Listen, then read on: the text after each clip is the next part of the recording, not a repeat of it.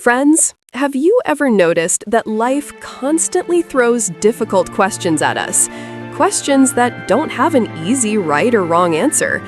There are just two paths. One is easy and one is hard. And the moment we choose our path, that is our real test. The day I'm talking about was one of the most exhausting days of my life. Evening had set in, but my heart was heavy with desperation. I was walking down a lonely road, my pocket empty. I remember praying silently, God, just show me a way, any small opportunity. And just then, my eyes caught something lying on the pavement in the fading light. It was an old, heavy leather bag, a wallet. As I picked it up, I knew instantly what was inside could solve every problem I had. A thick wad of cash, enough to shock me. All the blood rushed to my head. The first voice I heard was a whisper of temptation. No one saw you. This is your chance. This is what you deserve. I started building dreams in my mind with that money. My mother's treatment, my sister's school books, and everything was suddenly within reach. But then, as I flipped through the notes, I saw a small crayon drawing of a little girl.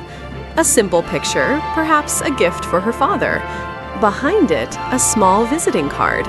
The name was Pronab Sen. Profession, a simple street hawker. My hands began to shake. On one side, my severe need, my intense desperation. On the other side, the simple faith of a man and a child's sign of love. This money might be his entire life savings, or something even more critical. In that silent, dark moment, the biggest test of my life arrived. Would I embrace my need and find peace in my conscience? Or would I surrender to greed and steal an unknown man's hope?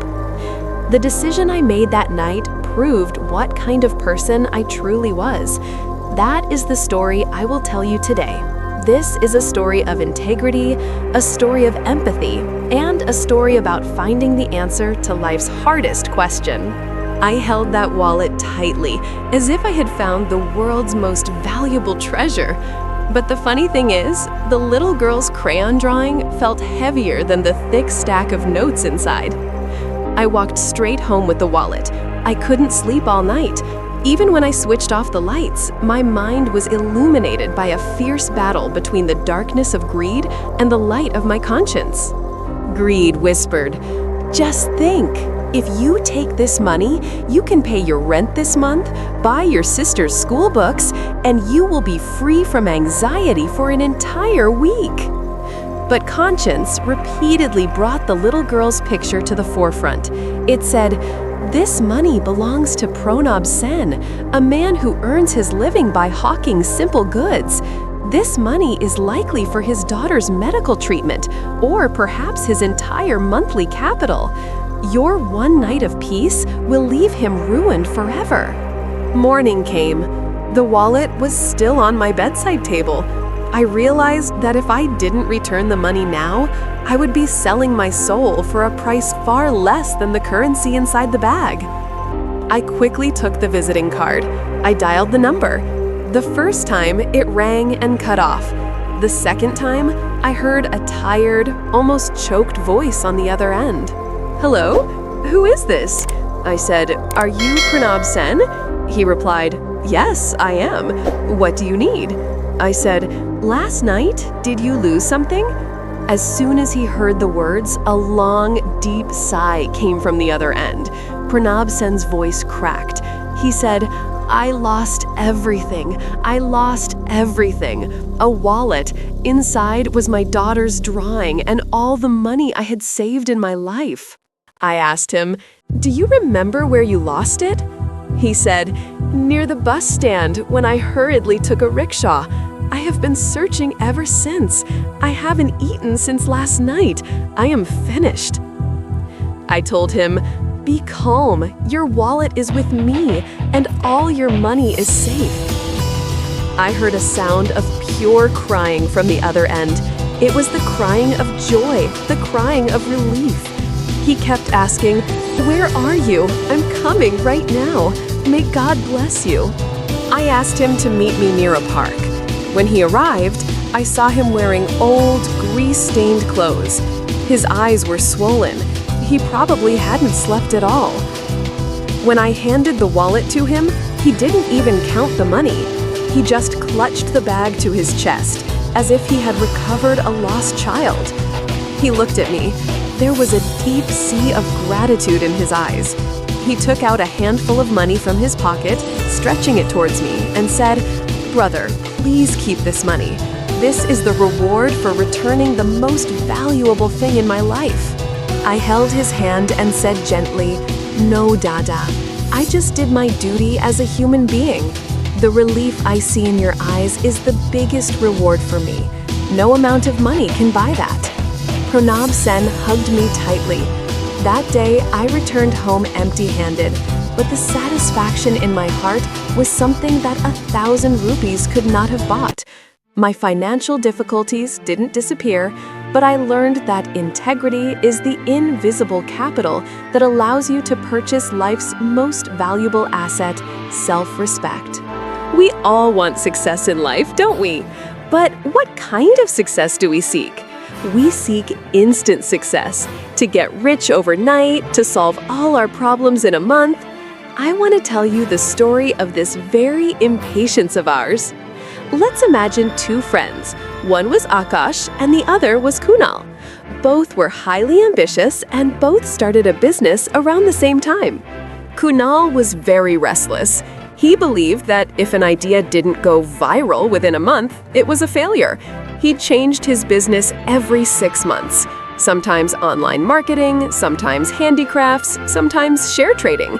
Each time he started with huge enthusiasm, but the moment he faced a hurdle, he gave up in frustration.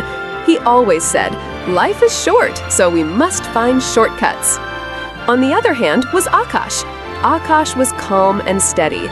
He followed a strange philosophy in building his business foundation, the philosophy of the Chinese bamboo. Do you know that the Chinese bamboo, after being planted, spends the first 4 years building its roots beneath the soil? It shows almost no visible growth. All you see is a small shoot above the ground. But in the 5th year, this bamboo grows up to 90 feet in just 6 weeks. Why? Because for the first 4 years, it was establishing its foundation. Akash did exactly the same thing in his business. For the first 3 years, he hardly made any profit. He focused on improving his product quality, building personal relationships with customers, and establishing brand credibility in the market. During this time, Kunal would mock him. He would say, "You are still stuck in the same old business. Look at me, how much money I'm making with this new idea." Although Kunal was actually only accumulating debt and frustration. 4 years passed. Kunal's 6 different businesses had failed. He was buried in debt. His morale was at rock bottom. All his shortcuts had put him in a cycle he couldn't escape. And precisely at that moment, Akash's business shot up with the incredible speed of the Chinese bamboo. His 4 years of foundation building gave him immense height. His customers had become so loyal that they were promoting his brand themselves. Akash quickly scaled his business and his profits soared. Kunal, in despair, came to Akash for advice. He asked, "Akash, we both work equally hard, so why did this happen to me?"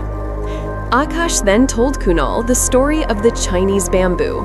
He said, "Kunal, you wanted instant results.